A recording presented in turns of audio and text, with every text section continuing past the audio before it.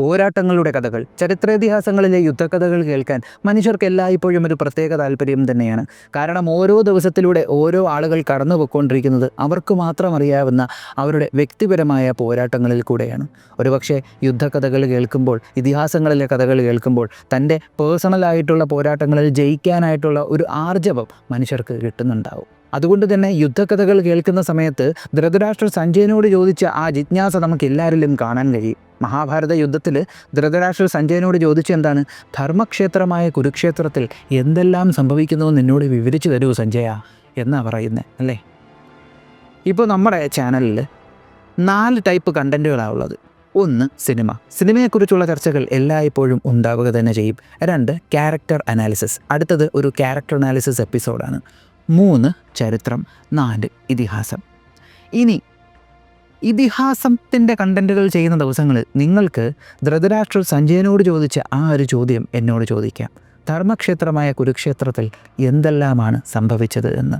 ഞാൻ നിങ്ങളുടെ സഞ്ജയനാവാനായിട്ട് ചെറിയൊരു ശ്രമം നടത്താൻ പോവുകയാണ്. കാരണം മറ്റുള്ള കണ്ടൻറ്റുകൾ ചെയ്യുന്നതിൻ്റെ കൂട്ടത്തിൽ ഇതിഹാസത്തിൻ്റെ കണ്ടൻറ്റുകൾ ചെയ്യുന്ന ദിവസങ്ങളിൽ നമ്മൾ പുതിയൊരു സീരീസ് സ്റ്റാർട്ട് ചെയ്യുകയാണ്. സീരീസിൻ്റെ പേര് കുരുക്ഷേത്രം എന്നാണ്. പേര് സൂചിപ്പിക്കുന്നത് പോലെ കുരുക്ഷേത്രത്തിൽ വെച്ച് നടന്ന മഹാഭാരത യുദ്ധത്തിലെ 18 ദിവസങ്ങൾ, സംഭവബഹുലമായ ആ 18 ദിവസങ്ങൾ ഒരുപാട് എപ്പിസോഡുകൾ നീണ്ടു നിൽക്കുന്ന രീതിക്ക് നിങ്ങൾക്ക് മുന്നിൽ ഞാൻ കൊണ്ടുവരാൻ ശ്രമിക്കാൻ പോവുകയാണ്. സപ്പോർട്ട് കൂടെ ഉണ്ടാകും എന്ന് പ്രതീക്ഷിക്കുന്നു. മിക്കവാറും അടുത്ത ആഴ്ച തന്നെ നമ്മൾ സ്റ്റാർട്ട് ചെയ്യുന്നതായിരിക്കും.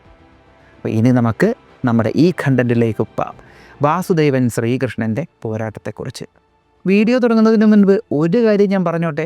ഈ ഒരു വീഡിയോ തുടങ്ങുന്ന ഈ ഒരു സമയത്ത് ശ്രീകൃഷ്ണൻ എന്ന് പറയുമ്പോൾ ഒട്ടുമിക്ക ആളുകളുടെ മനസ്സിലും ഒരു ഇമേജ് ഉണ്ടാവും. എനിക്കറിയാം, വെണ്ണ കെട്ട് തിന്നുന്ന, പുല്ലാങ്കുഴൽ മീട്ടുന്ന, സുന്ദര കുട്ടപ്പനായിട്ടുള്ള, രാധയുടെ കാമുകനായിട്ടുള്ള, അർജുനനോട് തമാശകളെല്ലാം പറഞ്ഞു നടക്കുന്ന ആ പ്രിയപ്പെട്ട സുഹൃത്തായിട്ടുള്ള ആ കൃഷ്ണൻ.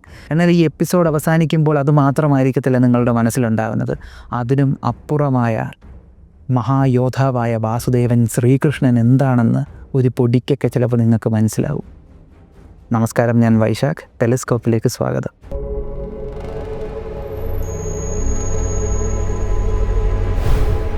ബ്രഹ്മദത്ത രാജാവിൻ്റെ പുത്രന്മാരായ ഹംസഡിംബകന്മാർ മഹാദേവനെ കഠിനമായി തപസ് ചെയ്ത് ചില വരദാനങ്ങൾ നേടുകയുണ്ടായി. ആ വരദാനങ്ങൾ കൊണ്ട് ഇവർ വളരെ ശക്തരായി മാറുകയായിരുന്നു. കാരണം ആ വരദാനങ്ങൾ ഇങ്ങനെയായിരുന്നു. ഒന്നാമത്തെ വരദാനത്തിൻ്റെ ഒരു അർത്ഥമെന്ന് പറയുമ്പോൾ മനുഷ്യർക്ക് മാത്രമേ അവരെ വധിക്കാൻ പറ്റുള്ളൂ. അവർ ഭയങ്കര ശക്തരായി മാറുന്ന ഒരു വരദാനമായിരുന്നു ഒന്നാമത്തെ വരദാനം. രണ്ടാമതായി മേടിച്ച വരദാനമെന്ന് പറയുമ്പോൾ ഒരു കവചമായിരുന്നു. രണ്ടുപേർക്കും അഭേദ്യമായ ശക്തമായ ഒരു കവചം. ആ കവചമെന്ന് പറയുമ്പോഴത്തേക്കും ബ്രഹ്മശിരസ്, രൗദ്രാസ്ത്രം, മഹേശ്വരാസ്ത്രം, ഈ അസ്ത്രത്തെയെല്ലാം തടുക്കുന്ന രീതിയിലുള്ള അതിശക്തമായ ഒരു കവചം. കർണൻ്റെ കവചത്തെക്കാട്ടിയും ശക്തമായൊരു കവചം എന്ന് തന്നെ പറയണം. കാരണം ഇത് മഹാദേവൻ കൊടുത്ത കവചമാണ്.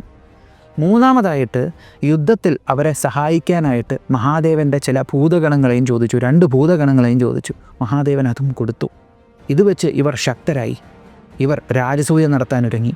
ഭൂമി മുഴുവനും അവരുടെ കീഴിൽ വരണം എന്നൊരു ചിന്ത. അങ്ങനെ പലയിടത്ത് പോയും ഇവർ കപ്പം ചോദിച്ചു. അങ്ങനെ കപ്പം ചോദിച്ച് യാദവരടുത്ത് ചെന്നു. യാദവരടുത്ത് ചെന്നപ്പോൾ വാസുദേവൻ ശ്രീകൃഷ്ണൻ കപ്പം തരത്തില്ല എന്ന് പറയുകയുണ്ടായി. അപ്പോൾ ഓൾറെഡി അവർക്കിടയിൽ ചെറിയൊരു ഉരസലുണ്ടായി എന്ന് തന്നെ പറയേണ്ടിയിരിക്കുന്നു. കാരണം കപ്പം ചോദിച്ചിട്ട് കൊടുത്തില്ല, തരത്തില്ല എന്ന് പറഞ്ഞു. ഈ സമയത്ത് ഇവരുടെ ശല്യം സഹിക്കാൻ വയ്യാതെ ഒരുപാട് പേര് പൊറുതിമുട്ടി. അതിലൊരാളായിരുന്നു ദുർവാസാവ്. ദുർവാസാവ് മഹർഷിക്ക് ഇവരിൽ നിന്ന് അസഹനീയമായിട്ടുള്ള ഒരു അപമാനം ഉണ്ടാവുകയുണ്ടായി. അപ്പോൾ ഇങ്ങനൊരു അപമാനം ഉണ്ടായപ്പോൾ ദുർവാസാവ് മഹർഷിക്ക് അദ്ദേഹത്തിൻ്റെ തപശക്തി കൊണ്ട് അവരെ തീർക്കാമായിരുന്നു. പക്ഷെ ശപിച്ചില്ല, തപശക്തി കൊണ്ട് തീർക്കുകയും ചെയ്തില്ല. അദ്ദേഹം നേരെ വാസുദേവൻ ശ്രീകൃഷ്ണനോട് ചെന്ന് കാര്യം പറഞ്ഞു. ഇത് കേട്ട ശ്രീകൃഷ്ണൻ ആദ്യം തന്നെ ദുർവാസാവ് മഹർഷിയോട് പറഞ്ഞു, അങ്ങേക്ക് ഈ ഒരു അവസ്ഥ വന്നതിൽ എനിക്കൊരുപാട് വിഷമമുണ്ട്. എന്നാൽ ഞാൻ അങ്ങേക്ക് ഉറപ്പ് തരികയാണ്, ഹംസഡിംബകന്മാരെ ഞാൻ വധിക്കും. എന്നിട്ട് ശ്രീകൃഷ്ണൻ പറഞ്ഞു, ശിവൻ വരം കൊടുത്താലും ഇന്ദ്രൻ വരം കൊടുത്താലും യമൻ വരം കൊടുത്താലും ആരെന്ത് വരം അമ്മമാർക്ക് കൊടുത്താലും ഹംസഡിംബകന്മാരുടെ അന്ത്യം എൻ്റെ കൈകൊണ്ട് തന്നെ ആയിരിക്കും. അവന്മാരെ ഞാൻ ഉന്മൂലനം ചെയ്തിരിക്കുമെന്ന് പ്രതിജ്ഞയെടുക്കുകയുണ്ടായി. അങ്ങനെ ഹംസഡിംബകന്മാർക്കിടയിലും യാദവർക്കിടയിലുമെല്ലാം ശാന്തി പ്രസ്താവനയും മറ്റു കാര്യങ്ങളുമെല്ലാം നടത്താൻ നോക്കി. പക്ഷെ ഒരു കാര്യം ഉണ്ടായില്ല. അവസാനം യുദ്ധത്തിൽ തന്നെ കലാശിക്കുകയുണ്ടായി. പുഷ്കരത്തിൽ വെച്ച് യുദ്ധം ചെയ്യാം, അവിടെ വെച്ചെല്ലാം തീരുമാനിക്കാമെന്ന് ഇരുകൂട്ടരും തീരുമാനിക്കുകയാണ്. അങ്ങനെ ശ്രീകൃഷ്ണൻ എല്ലാവരോടും യുദ്ധത്തിന് സജ്ജമാകാൻ പറഞ്ഞു. യാദവരെല്ലാവരും തന്നെ ആദ്യമേ പുഷ്കരത്തിലെത്തി റെഡിയായി നിന്നു. അങ്ങനെ യുദ്ധം നടക്കുന്ന ദിവസം പുഷ്കരത്തിൽ വെച്ച് യുദ്ധത്തിന് തയ്യാറായി നിൽക്കുന്ന യാദവർ കാണുകയാണ് ഹംസഡിംബകന്മാരുടെ പ്രചണ്ഡമായിട്ടുള്ള വരവ്. ഹംസഡിംബകന്മാരുടെ കൂടെ ഭയാനകമായിട്ടുള്ള പ്രചണ്ഡമായിട്ടുള്ളൊരു സൈന്യമുണ്ടായിരുന്നു. ആ സൈന്യത്തിന് പുറമെ അവരുടെ കൂടെ വിചിക്രൻ എന്ന് പറയുന്ന ഒരു ദാനവനുണ്ടായിരുന്നു. ഈ ദാനവനെ എന്ന് പറയുമ്പോൾ പർവ്വതം പോലത്തെ ഒരു ദാനവൻ എന്നാണ് പറഞ്ഞിരുന്നത്. അതുപോലെ ഹിഡുംബൻ്റെ രാക്ഷസ സൈന്യം ഉണ്ടായിരുന്നു. ഈ ഹിഡുംബനെയാണ് പിന്നീട് നമ്മുടെ ഭീമൻ ചവിട്ടി കൂട്ടുന്നത്. അപ്പോൾ ഈ ഒരു യുദ്ധം നടക്കുന്ന സമയത്ത് കൗരവരും പാണ്ഡവരും എല്ലാവരും അവിടെയുണ്ട്, ഹസ്തിനപുരത്തുണ്ട്. അപ്പോൾ ഈ ഹംസഡിംബകന്മാർ കപ്പം ചോദിച്ച് ഹസ്തിനപുരം വരെയൊന്നും എത്തിയില്ല. അതിനു മുമ്പാണ് ഈ ഒരു യുദ്ധം നടക്കുന്നത്. അങ്ങനെ യുദ്ധഭൂമിയിൽ ഈ ഒരു പുഷ്കരത്തിൽ യുദ്ധത്തിന് മുമ്പുള്ള ആ ഒരു ശാന്തി. രണ്ട് കൂട്ടരും നേർക്ക് നേരെ നോക്കി നോക്കി ദൂരോട്ട് നിൽക്കുന്നു. അങ്ങനെ പെട്ടെന്ന് ശംഖുനാദം മുഴങ്ങി, പോർ പെരുമ്പറയും യുദ്ധകാഹളങ്ങളും മുഴങ്ങി. യാദവർ നോക്കി നിൽക്കവേ ഹംസഡിംബകന്മാരുടെ വശത്തു നിന്ന് അസ്ത്രങ്ങളിങ്ങനെ മഴ പോലെ വന്നുകൊണ്ടിരിക്കുന്നു. ആ ശരവർഷത്തെ യാദവർ ശരവർഷം കൊണ്ട് തന്നെ മുറിച്ചിടുകയുണ്ടായി. പ്രചണ്ഡമായിട്ടുള്ള യുദ്ധം. നട്ടുച്ച സമയമായപ്പോൾ യുദ്ധം അങ്ങോട്ട് കൊടുമ്പിരി കൊള്ളുകയാണ്. അവിടെ മുഴുവനും ഒരു ഭയാനകമായിട്ടുള്ളൊരു കാഴ്ചയായി മാറുന്നു. വാളുകൾ തമ്മിൽ കൂട്ടിമുട്ടുന്ന ശബ്ദം, അസ്ത്രങ്ങൾ തമ്മിൽ കൂട്ടിമുട്ടുന്ന ശബ്ദം, ഗദകൾ തമ്മിൽ കൂട്ടിമുട്ടുന്ന ശബ്ദം, എന്തൊക്കെയോ ആയുധങ്ങൾ തമ്മിൽ കൂട്ടിമുട്ടുന്ന ഭയാനകമായൊരു ശബ്ദം. അങ്ങനെ ഇരിക്കെ ഹംസഡിംബകന്മാർ പെട്ടെന്ന് ഈ യാദവന്മാർക്കിടയിലേക്ക് ഇടിച്ചു കയറുകയാണ്. ആ സമയത്ത് പെട്ടെന്ന് തന്നെ ഒരു ശബ്ദം കേൾക്കുകയുണ്ടായി. ദൂത് വന്നപ്പോൾ ഞാൻ നിന്നോടൊക്കെ അന്നേ പറഞ്ഞതാണ്, യുദ്ധഭൂമിയിൽ വെച്ച് ഞാൻ നിന്നെയൊക്കെ കാണേണ്ട രീതിക്ക് കാണുന്നത് തന്നെ ആയിരിക്കുമെന്ന്. അപ്പോൾ പെട്ടെന്ന് ഡിംബകൻ ആ ശബ്ദം കേട്ട ഭാഗത്തേക്ക് തൻ്റെ രഥം തിരിച്ചു. അവിടെ നിൽക്കുന്നത് മറ്റാരും തന്നെയല്ല, ദ്രോണാചാര്യരുടെയും കൃപാചാര്യരുടെയും ഭീഷ്മാചാര്യരുടെയും ശിഷ്യനായ സാക്ഷാൽ സാത്യകിയായിരുന്നു. ദ്രോണരുടെയും കൃപാചാര്യരുടെയും അതുപോലെ തന്നെ ഭീഷ്മരുടെയും ശിഷ്യനായതിനു ശേഷമാണ് സാത്യകി അർജുനൻ്റെ ശിഷ്യനാകുന്നത്. അങ്ങനെ സാത്യകി തൻ്റെ വില്ല് ഉയർത്തിപ്പിടിച്ച് യുദ്ധത്തിന് തയ്യാറായി ഡിംബകനെ ഫേസ് ടു ഫേസ് ആയിട്ട് നിൽക്കുകയാണ്. ഈ സമയത്ത് ഹംസൻ തൻ്റെ രഥവുമായിട്ട് മുന്നോട്ട് പോവുകയാണ്. ആ സമയത്ത് ഹംസൻ്റെ രഥത്തിനെ മറ്റൊരു രഥം ഇങ്ങനെ വട്ടം വെച്ച് കയറുകയാണ്. രഥത്തിന് മുകളിൽ പർവ്വതം പോലത്തെ ഒരു രൂപം.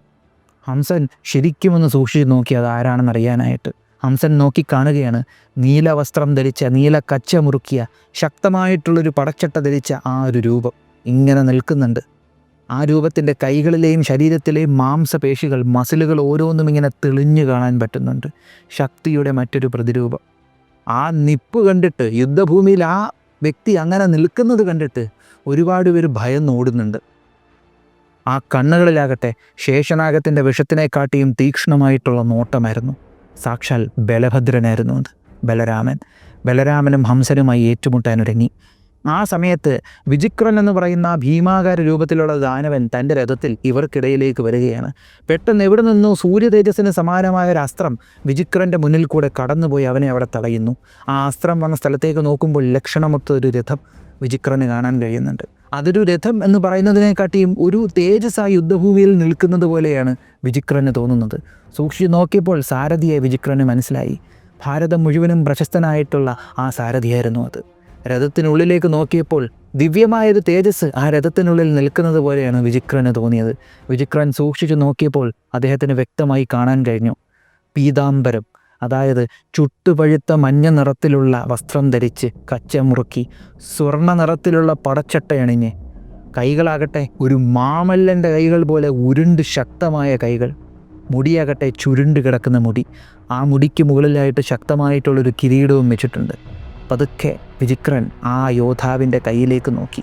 അതിനു മുമ്പ് വരെ ആഭരണങ്ങളെല്ലാം അണിഞ്ഞ് സുന്ദരമായി കണ്ടിരുന്ന കയ്യിൽ ഇന്നുള്ളത് പടക്കോപ്പുകളാണ്. ആ കയ്യിലാകട്ടെ ഭാരതം മുഴുവനും പ്രശസ്തമായിട്ടുള്ള ശാർങ്കം എന്ന വില്ല്. ഗരുഡധ്വജനായ സാക്ഷാൽ വാസുദേവൻ ശ്രീകൃഷ്ണനാണ് തൻ്റെ മുന്നിൽ നിൽക്കുന്നതെന്ന് വിചിക്രന് മനസ്സിലായി.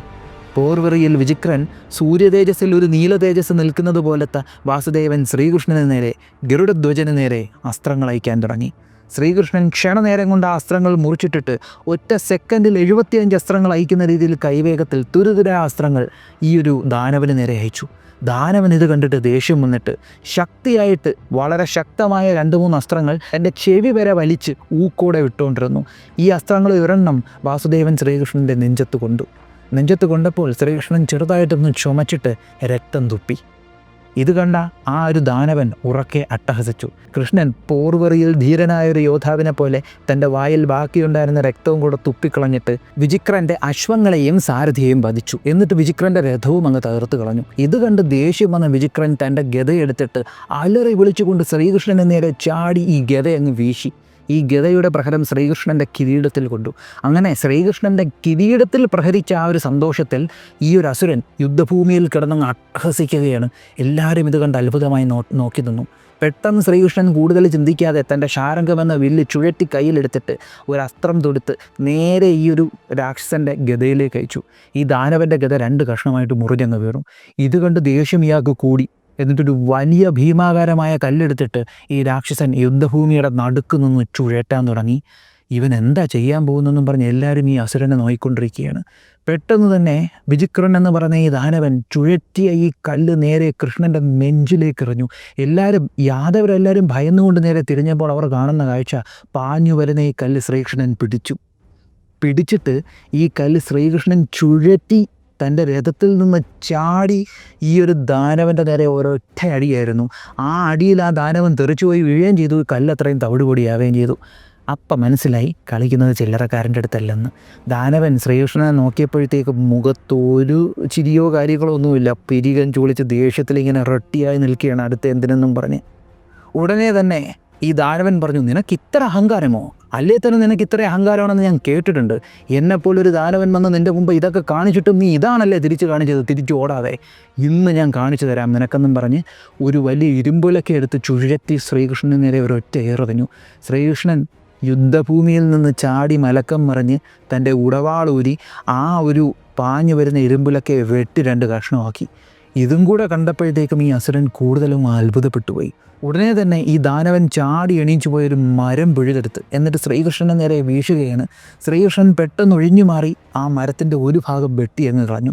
ഓരോ തവണ ഇവൻ വീശുമ്പോഴും ശ്രീകൃഷ്ണൻ ഇങ്ങനെ ചാടി മറിഞ്ഞ് മലക്കം മറിഞ്ഞ് ഇതിലേക്ക് വെട്ടി ഈ മരം പല കഷ്ണമാക്കി.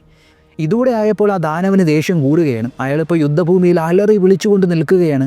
ശ്രീകൃഷ്ണൻ തൻ്റെ സമയം കളഞ്ഞില്ല. പെട്ടെന്ന് തന്നെ ഉടവാളെടുത്ത് മാറ്റിയിട്ട് ശാരംഗമെന്ന തൻ്റെ ലക്ഷണമൊത്ത വില്ല് കയ്യിൽ ചുഴറ്റിയെടുത്തു. എന്നിട്ട് ഒരസ്ത്രമതിൽ തൊടുത്ത് മന്ത്രം ജപിച്ചുകൊണ്ട് ഞാൻ പുറക്കോട്ട് വലിച്ചു. ഞാൻ പുറക്കോട്ട് വലിക്കുന്നതിനനുസരിച്ച് ആ അസ്ത്രത്തിലൊരു വെളിച്ചമുണ്ടാകുന്നു. പൂർണ്ണമായും ഞാൻ പുറക്കോട്ട് വലിച്ച് അസ്ത്രമയക്കാനായ വില്ല് കുലച്ച് റെഡിയായി നിന്നപ്പോൾ ആ അസ്ത്രം നിന്ന് കത്താൻ തുടങ്ങി. എല്ലാവർക്കും മനസ്സിലായി അത് ദിവ്യമായ ആഗ്നേയാസ്ത്രമാണെന്ന്. ശ്രീകൃഷ്ണൻ ആഗ്നേയാസ്ത്രത്തെ ഈ ഒരു ദാനവന് നേരെ എയ്തു. ഈ അസ്ത്രം ചെന്ന് ഈ ദാനവൻ്റെ ദേഹത്ത് കൊണ്ടതും അയാൾ അവിടെ നിന്ന് കത്തി ഭസ്മമായിപ്പോയി. ഇയാളുടെ ഈ അലറി വിളിച്ചുള്ള ശബ്ദം കേട്ട് എല്ലാവരും നോക്കുമ്പോൾ ആ കത്തുന്ന ആ ഒരു ഭയങ്കരമായിട്ടുള്ള അഗ്നിരൂപത്തിൻ്റെ ഫ്രണ്ടിൽ ചുരുണ്ട മുടികളും ദിവ്യമായ തേജസ്സോടുകൂടി ശാരംഗമെന്ന വില്ലും പിടിച്ച് നിൽക്കുന്ന ശ്രീകൃഷ്ണനെയാണ് എല്ലാവർക്കും കാണാൻ കഴിഞ്ഞത്. അന്ന് വരെ കണ്ട ശാന്തസ്വരൂപിയായിട്ടുള്ള കൃഷ്ണനെയല്ല അവിടെ കണ്ടത്. അടുത്തോട്ട് പോകാൻ ഒന്നു ഭയക്കുന്ന ഉഗ്രരൂപിയായിട്ടുള്ള വിക്രമവിരാട രൂപമായിട്ടുള്ള ആ ശ്രീകൃഷ്ണനെയാണ് അവർക്കവിടെ കാണാൻ കഴിഞ്ഞത്. ഈ സമയത്ത് ബലഭദ്രൻ ഹംസനുമായി നേരിട്ട് കൊണ്ടിരിക്കുകയാണ്. ഹംസന് നേരെ ബലഭദ്രൻ തൻ്റെ വില്ലുയർത്തി ക്ഷണനേരം കൊണ്ട് തുരുതുര അസ്ത്രങ്ങൾ അയച്ചു. ഹംസൻ ഒഴിഞ്ഞു മാറിയിട്ട് അതിന് മറുപടിയായി ചില അസ്ത്രങ്ങൾ നേരെ ബലഭദ്രന് നേരെ അയച്ചു. ബലഭദ്രൻ അസ്ത്രങ്ങൾ കൊണ്ട് മുറിച്ചു വിട്ടു. എന്നിട്ട് എഴുത്താണി അമ്പെന്ന് പറയുന്ന കൂർത്ത മൂർച്ചയുള്ള ഒരു അസ്ത്രമെടുത്തിട്ട് ഹംസൻ ഒന്നിനു പിറകെ ഒന്നായി ബലഭദ്രൻ നേരെ അയച്ചു. ബലഭദ്രൻ എഴുത്താണി അമ്പ് കൊണ്ട് തന്നെ വീഴ്ത്തുകയുണ്ടായി. എന്നിട്ട് ബലഭദ്രൻ ഒരസ്ത്രമെടുത്ത് ദേഷ്യപ്പെട്ട് നേരെ ഒരെണ്ണം ഈ ഒരു ഹംസൻ്റെ നെറ്റിയിലേക്ക് നയിച്ചു. അതിൻ്റെ ആ ഒരു പ്രഹരം കിരീടത്തിൽ കൊണ്ട ഹംസൻ ബോധം കിട്ടങ്ങ് വീണു. അങ്ങനെ ബോധം വന്ന ഹംസൻ കണ്ണു തുറന്നു നോക്കിയപ്പോൾ ബലരാമൻ്റെ പ്രചണ്ഡമായ രൂപം അവൻ്റെ. ഇപ്പോൾ ബലരാമൻ്റെ ദേഹം കുങ്കുമം പൂശിയതുപോലെ ചുവന്ന നിറത്തില്ല, യുദ്ധത്തിലല്ലേ. അങ്ങനെ ഹംസൻ ചാടി എണീച്ച് ബലരാമന് നേരെ അസ്ത്രങ്ങൾ അയച്ചു. ബലരാമൻ തിരിച്ച് ഹംസന് നേരെ അസ്ത്രങ്ങൾ അയച്ചു. എന്നാൽ ഹംസൻ്റെ കടന്നുള്ള പ്രയോഗം കണ്ടപ്പോൾ ദേഷ്യം വന്ന ബലരാമൻ 2-3 അസ്ത്രങ്ങൾ ഇങ്ങനെ സ്പ്രെഡ് ചെയ്തങ്ങോട്ട് അയച്ചു. അതിലൊരു അസ്ത്രം നേരെ ചെന്ന് ഹംസൻ്റെ കൊടി മുറിച്ചു കളഞ്ഞു. അടുത്ത അസ്ത്രം നേരെ ചെന്ന് ഹംസൻ്റെ ചക്രത്തിൽ തറച്ചു കയറി. അടുത്ത അസ്ത്രം ഹംസൻ്റെ ഈ ഒരു വില്ലങ്ങ് മുറിച്ചു കളഞ്ഞു. ലാസ്റ്റ് വന്ന അസ്ത്രം ഹംസൻ്റെ ആവനാഴി മുറിച്ചതങ്ങ് തെറിപ്പിച്ചു കളഞ്ഞു. ഇത് കണ്ട് ദേഷ്യം വന്ന ഹംസൻ പെട്ടെന്ന് തന്നെ തൻ്റെ അടുത്ത വില്ലെടുത്തിട്ട് അതിലൊരു അമ്പ് വെച്ച് നേരെ ചെവിയോളം വലിച്ച് ബലരാമന് നേരെ അയച്ചു. ഒന്നിനു പിറകെ ഒന്നായി 4 അമ്പുകൾ. ആ 4 അമ്പുകൾ ബലഭദ്രൻ്റെ 4 കുതിരകളെയും വധിച്ചു. ഇത് കണ്ടപ്പോഴത്തേക്കും ബലരാമന് ദേഷ്യം വന്ന് രഥത്തിൽ നിന്നുകൊണ്ട് അലറി. എല്ലാവരും പേടിച്ചൊന്ന് നോക്കി. അവർ കാണുന്ന കാഴ്ച ഭയാനകമായിട്ടുള്ളൊരു കാഴ്ചയായിരുന്നു. കയ്യിൽ ഭീമാകാരമായിട്ടുള്ളൊരു ഗദയും എടുത്ത് ബലരാമൻ വായുവിലേക്ക് ഇങ്ങനെ അങ്ങ് ചാടുക, ഗദയും ഇങ്ങനെ കയ്യിലോങ്ങിക്കൊണ്ട്. അപ്പോൾ ഇത് കണ്ടപ്പോൾ നമുക്ക് മനസ്സിലായി കാണും, ഭീമൻ അലറി വിളിച്ചുകൊണ്ട് ഗദയും കൊണ്ട് രഥത്തിൽ നിന്നെടുത്ത് ചാടുന്ന ചാട്ടം എവിടെ നിന്ന് കിട്ടിയതാണെന്ന്. ഗുരു ഇതല്ലേ, അപ്പോൾ ശിഷ്യൻ അത്രയെങ്കിലും കാണിക്കണ്ടേ. അങ്ങനെ അലറി വിളിച്ചുകൊണ്ട് ഇങ്ങനെ ചാടുന്നൊരു കാഴ്ച, എല്ലാവരും ഭയന്നുകൊണ്ട് ആ കാഴ്ച കണ്ടു. ബലരാമൻ ലാൻഡ് ചെയ്തത് നേരെ ഈ ഒരു ഗദ കൊണ്ട് ഒരു രഥചക്രവും അടിച്ച് നശിപ്പിച്ച് ചുഴറ്റി ആ രഥചക്രം കൊണ്ട് 4 കുതിരകളെ ഒറ്റയടിക്കുന്ന തീർത്ത്. പിന്നെ സാരഥിയെ അടിച്ച് എങ്ങോട്ടോ തെറിപ്പിച്ച് പിന്നെ ആ രഥത്തിൻ്റെ നടുക്ക് ഭാഗത്ത് വെച്ചൊരടി, രഥം പൂർണ്ണമായും തീർന്നു. ഹംസൻ ഇത് കണ്ട് ദേഷ്യം വന്ന് തൻ്റെ ഗദയെടുത്തിട്ട് ബലരാമന് നേരെ ഇറങ്ങി. മണ്ടത്തരമാണ്, എന്നാലും ഫൈറ്റിൽ പിടിച്ചു നിന്നു. ഹംസൻ ഇടത് ഭാഗത്തോട്ട് ഇങ്ങനെ കറങ്ങി പൊയ്ക്കൊണ്ടിരുന്നു, ബലരാമൻ വലതു ഭാഗത്തേക്ക് ഇങ്ങനെ കറങ്ങി പൊയ്ക്കൊണ്ടിരുന്നു. ഗദ കൊണ്ടുള്ള പ്രഹരം യുദ്ധഭൂമിയിൽ എങ്ങും മുഴങ്ങി കേൾക്കുകയാണ്. എല്ലാവരും ഭയാനകമായിട്ടുള്ള ശബ്ദം കേട്ട് ഇടയ്ക്കിടയ്ക്ക് ബലരാമനെ നോക്കുന്നുണ്ട്. എന്നാൽ അവിടെ മറ്റു 2 പേരുടെ യുദ്ധം അങ്ങോട്ട് കൊടുമ്പിരി കൊണ്ട് നിൽക്കുകയാണ്. ആരുടെ? ഡിംഭകൻ്റെയും സാത്വികിയുടെയും. സാത്വികി ഡിംഭകന് നേരെ 7 അസ്ത്രങ്ങൾ അയച്ചു. തിരിച്ചതുപോലെ തന്നെ അസ്ത്രങ്ങൾ ഡിംഭകനും അയച്ചു. എന്നാൽ സാത്വികി നോക്കി നിൽക്കവേ 1000കണക്കിന് അസ്ത്രങ്ങൾ ഡിംഭകൻ സാത്വികിക്ക് നേരെ അയച്ചു. ആ അസ്ത്രങ്ങളെ എല്ലാം സാത്വികി എഫിഷ്യൻ്റായിട്ട് മുറിച്ചിട്ടു. കാരണം ദ്രോണാചാര്യരുടെയും അതുപോലെ കൃപാചാര്യരുടെയും ഭീഷ്മരുടെയും ശിഷ്യനാണ്, ചില്ലറക്കാരനായിരിക്കില്ലല്ലോ. അങ്ങനെ സാത്വികി യുദ്ധഭൂമിയിൽ തൻ്റെ കഴിവ് അങ്ങോട്ട് തെളിയിച്ചുകൊണ്ടിരുന്നു. അങ്ങനെ ഇരുന്നപ്പോഴത്തേക്കും ഡിംഭകൻ ചാടി സാത്വികിക്ക് നേരെ അസ്ത്രം അയച്ചു. സാത്വികി ഒഴിഞ്ഞു മാറി. ദേഷ്യം വന്ന സാത്വികി ചന്ദ്രക്കലയുടെ രൂപത്തിലുള്ള അസ്ത്രമെടുത്തിട്ട് തൻ്റെ വില്ലിൽ വെച്ച് തൊടുത്ത് നേരെ അങ്ങോട്ട് ഡിംഭകൻ്റെ വില്ല് അങ്ങ് മുറിച്ചു കളഞ്ഞു. അപ്പോൾ ഡിംഭകൻ്റെ വില്ല് മുറിച്ചു കളഞ്ഞപ്പോഴത്തേക്കും അത് വലിച്ചെറിഞ്ഞു. ഡിംഭകൻ അടുത്ത വില്ലെടുത്തിട്ട് ക്ഷണനേരം കൊണ്ട് അടുത്ത അസ്ത്രം സാത്വികിക്ക് നേരെ അയച്ചു. അത് സാത്വികിയുടെ ദേഹത്ത് തുളച്ച് കയറി. അപ്പോൾ ആ വേദന സാത്വികിക്ക് ദേഷ്യമായി മാറി. ആ അസ്ത്രം വലിച്ചൂരി കളഞ്ഞിട്ട് സാത്വികി അടുത്ത ചന്ദ്രക്കലയുള്ള അസ്ത്രം എടുത്തിട്ട് ഡിംഭകൻ്റെ വില്ല് വീണ്ടും മുറിച്ചു കളഞ്ഞു. ഡിംഭകൻ അടുത്ത വില്ലെടുക്കും, അസ്ത്രം തൊടുക്കും, സാത്വികി അസ്ത്രത്തെ മുറിക്കും, വില്ല് മുറിക്കും. ഡിംഭകൻ വീണ്ടും വില്ലെടുക്കുന്നു, സാത്വികി എഫിഷ്യൻ്റായിട്ട് മുറിച്ചു കളയുന്നു. കാരണം അത്ര കൈവേഗം സാത്വികിക്ക്.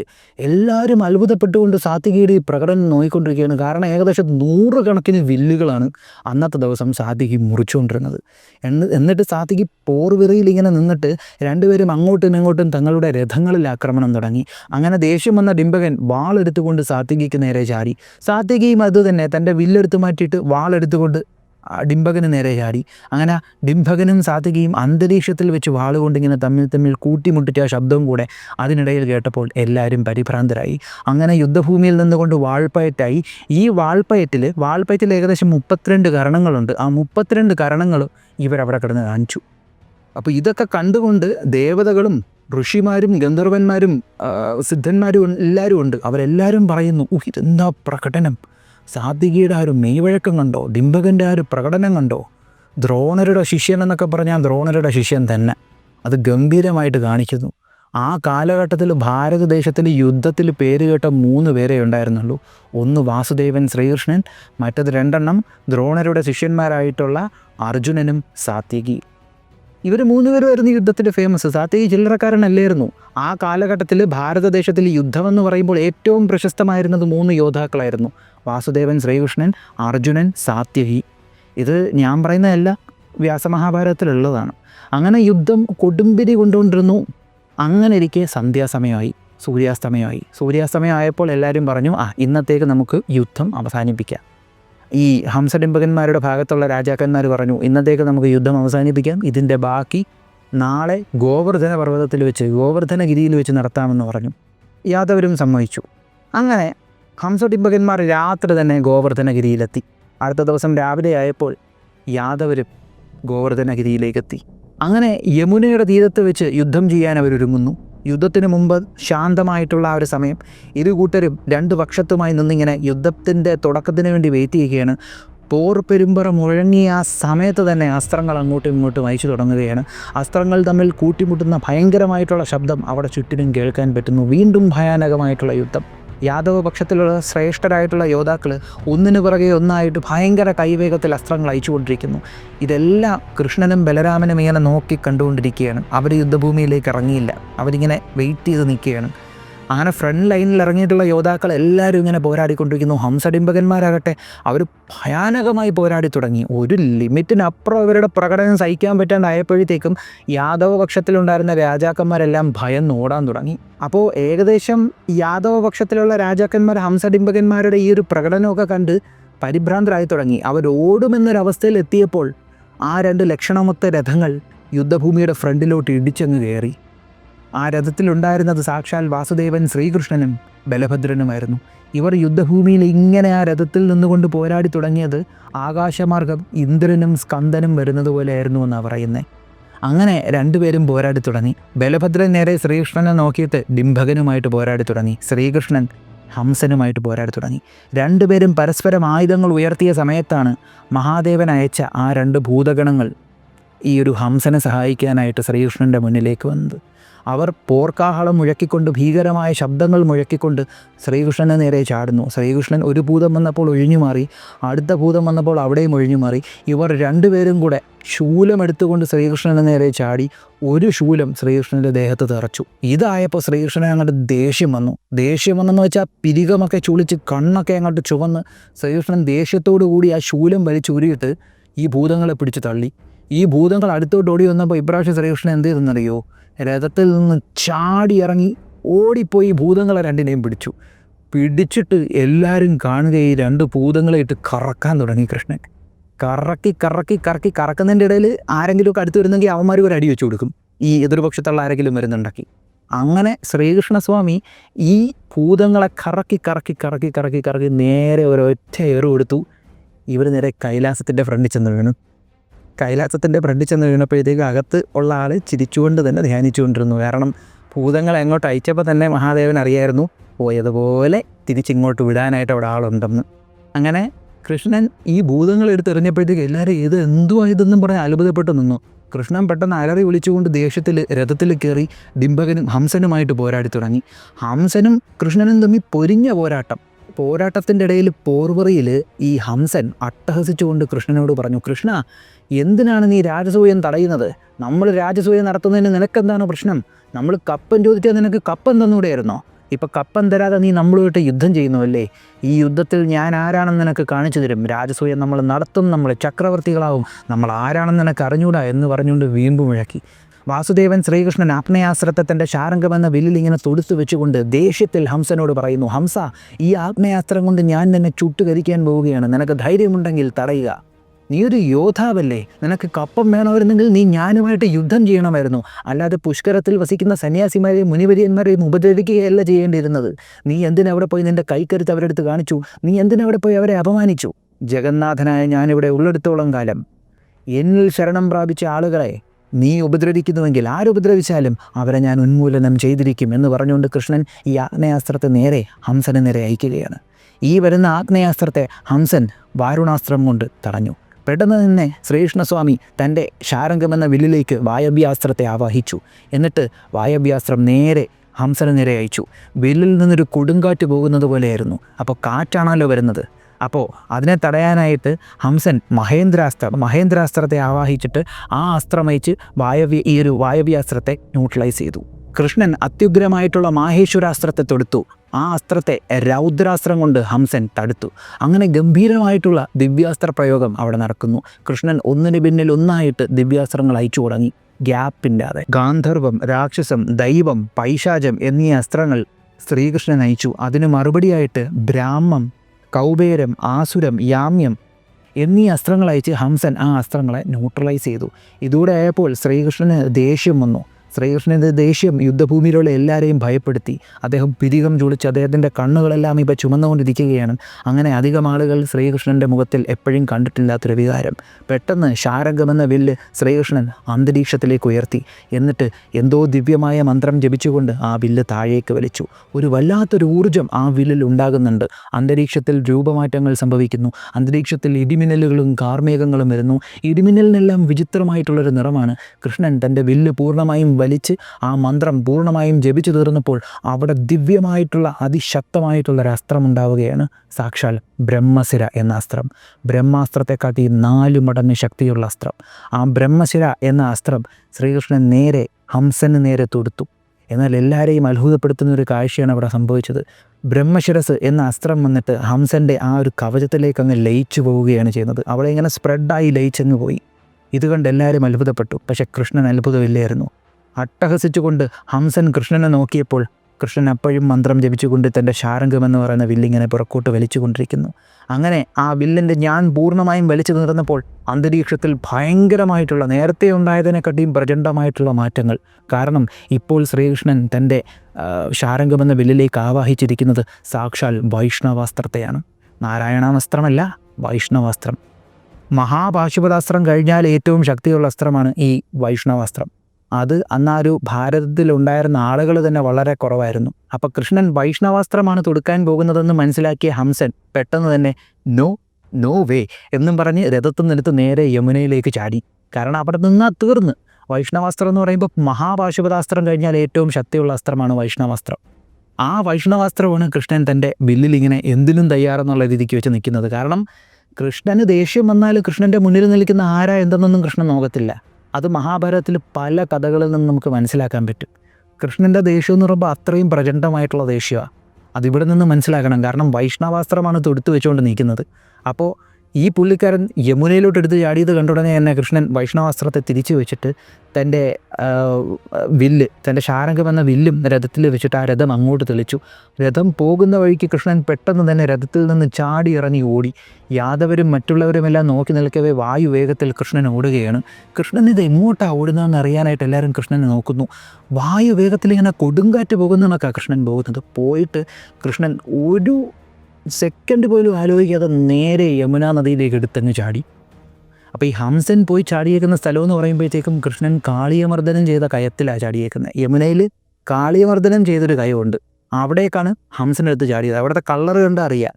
അതേ കയത്തിലോട്ടാണ് കൃഷ്ണൻ എടുത്ത് ചാടിയത്. കൃഷ്ണൻ നേരെ ഇങ്ങനെ ചാടിയത് തൻ്റെ കാലുകൊണ്ടാണ് വെള്ളത്തിലേക്ക് ലാൻഡ് ചെയ്തത്. എന്നിട്ട് വെള്ളത്തിൻ്റെ അടിയിലേക്ക് പോകുമ്പോഴത്തേക്കും ഹംസൻ്റെ കഴുത്തി പിടിച്ചുകൊണ്ട് കൃഷ്ണൻ താഴോട്ട് പോകുന്നു. എന്നിട്ട് ആ വെള്ളത്തിൻ്റെ അടിയിൽ വെച്ച് യമുന നദിയിൽ വെച്ച് കൃഷ്ണൻ ഹംസനെ ചവിട്ടിക്കൂട്ടി. കൃഷ്ണൻ്റെ കാലിൻ്റെ അടിയിൽ കിടന്ന് ഹംസൻ പെടാപ്പാട് പടയാ ചവിട്ടി നേരെ താഴ്ത്തിക്കൊണ്ടിരിക്കുക കൃഷ്ണൻ. അങ്ങനെ യാദവരും മറ്റുള്ളവരും എല്ലാവരും ഇങ്ങനെ യമുനയിലേക്ക് ഇങ്ങനെ നോക്കി നിൽക്കുക. എന്താ സംഭവിക്കുന്നതെന്ന് അറിയാൻ വയ്യല്ലോ, വെള്ളത്തിനടിയിൽ എന്താ സംഭവിക്കുന്നതെന്ന് അറിയാൻ പറ്റുന്നില്ലല്ലോ. പെട്ടെന്ന് യമുനയിൽ നിന്ന് ഒരു രൂപം ഭയങ്കര ഫോഴ്സിലിങ്ങനെ വെള്ളത്തിൻ്റെ മുകളിലോട്ട് ചാടി അന്തരീക്ഷത്തിൽ മലക്കം മറിഞ്ഞ് അവരുടെ മുന്നിൽ ഇങ്ങനെ വന്ന് നിന്നു. ആ നിന്ന രൂപമെന്ന് പറയുമ്പോൾ തികഞ്ഞൊരു യോദ്ധാവിൻ്റെ രൂപമായിരുന്നു. ആ യോദ്ധാവ് മറ്റാരും തന്നെ അല്ലായിരുന്നു, പീതാംബരം ധരിച്ച ഒരു മാമല്ലനെപ്പോലെ ഉരുണ്ട് ശക്തമായ കൈകളോടുകൂടിയ പൊൻചട്ടയണിഞ്ഞ നീല തേജസ് പോലത്തെ ആ ഒരു രൂപം. അധർമ്മത്തെ നശിപ്പിക്കുവാനായി ഭൂമിയിൽ അവതരിച്ച വിക്രമ വിരാട രൂപമായിട്ടുള്ള വാസുദേവൻ ശ്രീകൃഷ്ണനായിരുന്നു അത്. ശ്രീകൃഷ്ണൻ എണീച്ച് നെഞ്ചു വിരിച്ച് യാദവർക്ക് നേരെ നിന്നപ്പോൾ തന്നെ എല്ലാവർക്കും മനസ്സിലായി എന്താ സംഭവിച്ചെന്ന്. പെട്ടെന്ന് ശ്രീകൃഷ്ണൻ തൻ്റെ പാഞ്ചജന്യം എടുത്ത് എട്ട് ദിക്കും പൊട്ടുന്ന രീതിക്ക് മുഴക്കി. ആ ശബ്ദം കേട്ടപ്പോഴത്തേക്കും ഡിംഭകന് മനസ്സിലായി എന്തോ സംഭവിച്ചുവെന്ന്. ഡിംഭകൻ പെട്ടെന്ന് ഓടി വന്നിട്ട് എൻ്റെ ചേട്ടൻ എന്താ പറ്റിയേ, ചേട്ടൻ എവിടെ, ഹംസൻ എന്തിയെന്ന് ചോദിച്ചു. അപ്പോൾ കൃഷ്ണൻ്റെ മുഖത്ത് ചെറിയൊരു ചിരിയുണ്ട് കേട്ടോ, നേരത്തെ ദേഷ്യമൊക്കെ കുറഞ്ഞു. കൃഷ്ണൻ പറഞ്ഞു, യമുനാ നദിയോട് ചോദിക്ക്, കാണിച്ചു തരുന്ന എൻ്റെ ചേട്ടൻ എവിടെയെന്ന്.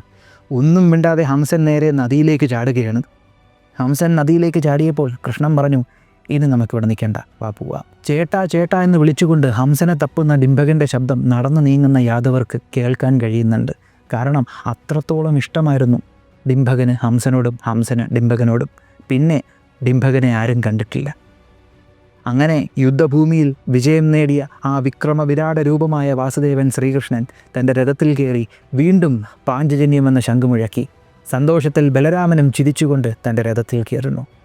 ഇതാണ് വാസുദേവ ശ്രീകൃഷ്ണൻ്റെ സംഭവബഹുലമായ ഒരുപാട് യുദ്ധങ്ങളിൽ ഒരെണ്ണം. നമ്മൾ വിചാരിച്ചതുപോലെ ഒരു ക്യൂട്ട് ബോയ് മാത്രമല്ല, തികഞ്ഞൊരു മഹായോദ്ധാവാണെന്ന് മനസ്സിലായില്ലേ? അപ്പോൾ ഇനി അടുത്ത എപ്പിസോഡെന്ന് പറയുന്നത് ഒരു ക്യാരക്ടർ അനാലിസിസ് എപ്പിസോഡാണ്. നമ്മുടെ കോൾ ഓഫ് ഡ്യൂട്ടിയിൽ വരുന്ന ക്യാപ്റ്റൻ പ്രൈസ് എന്ന് പറയുന്ന സോൾജിയർ ക്യാരക്ടറാണ്. ഈ ഗോസ്റ്റ് എന്ന് പറയുന്ന ക്യാരക്ടർ ഉണ്ടല്ലോ, സൈമൺ ഗോസ് ഫൈലി, ആ ഒരു ക്യാരക്ടറിൻ്റെ ലീഡറാണ് ഈ ഒരു ക്യാപ്റ്റൻ പ്രൈസ് എന്ന് പറയുന്നത്. നല്ല ഇൻട്രസ്റ്റിംഗ് ആയിട്ടുള്ളൊരു ക്യാരക്ടറാണ്. അപ്പോൾ ആ ഒരു ക്യാരക്ടർ അനാലിസിസ് വീഡിയോ ചെയ്യുന്നതാണ്. പിന്നെ ഞാൻ നേരത്തെ പറഞ്ഞല്ലോ, മോസ്റ്റ് പ്രോബബ്ലി നെക്സ്റ്റ് വീക്ക് തന്നെ നമ്മൾ കുരുക്ഷേത്രം എന്ന സീരീസ് തുടങ്ങും. ആ സീരീസിൽ മഹാഭാരത യുദ്ധത്തിലെ 18 ദിവസം നീണ്ടു നിൽക്കുന്ന മഹാഭാരത യുദ്ധത്തിലെ ഓരോ ദിവസവും വളരെ ഡീറ്റെയിൽ ആയിട്ട് നമ്മൾ ചെയ്യുന്നതായിരിക്കും. 18 എപ്പിസോഡൊന്നും ആയിരിക്കത്തില്ല, അതും കഴിഞ്ഞ് ഒരുപാട് എപ്പിസോഡ് പോവും. നമുക്ക് നല്ല ഡീറ്റെയിൽ ആയിട്ട് തന്നെ ചെയ്യാം. ഇതിൻ്റെ കൂടെ നമ്മൾ നമ്മുടെ മറ്റുള്ള കണ്ടൻറ്റുകളും ചെയ്യും കേട്ടോ. ഇത് ഇതിഹാസത്തിൻ്റെ കണ്ടൻറ്റുകൾ ചെയ്യുന്ന ദിവസങ്ങളിൽ മാത്രമായിരിക്കും ഈ കുരുക്ഷേത്രത്തിൻ്റെ എപ്പിസോഡുകൾ നമ്മൾ ഇടാൻ പോകുന്നത്. ഓക്കെ, അപ്പോൾ ഈ ഒരു വീഡിയോ നിങ്ങൾക്ക് ഇഷ്ടമായെന്ന് വിശ്വസിക്കുന്നു. നിങ്ങളുടെ അഭിപ്രായങ്ങളൊന്ന് കമൻറ്റ് ചെയ്തേക്കുക. നമ്മുടെ ചാനലിലേക്ക് നിങ്ങൾ ആദ്യമായിട്ടാണ് വരുന്നതെങ്കിൽ ഒന്ന് സബ്സ്ക്രൈബ് ചെയ്തേക്കുക. നമ്മുടെ ചാനലിലെ കണ്ടൻറ്റുകൾ നിങ്ങൾക്ക് ഇഷ്ടപ്പെടുന്നുണ്ടെങ്കിൽ നിങ്ങളുടെ ബന്ധുമിത്രാദികൾക്കും പറ്റുമെങ്കിൽ ശത്രുക്കൾക്കും ഒന്ന് അയച്ചു കൊടുക്കുക. മറ്റൊരു വീഡിയോയിൽ മറ്റൊരു കണ്ടൻറ്റുമായി കാണുന്നത് വരെ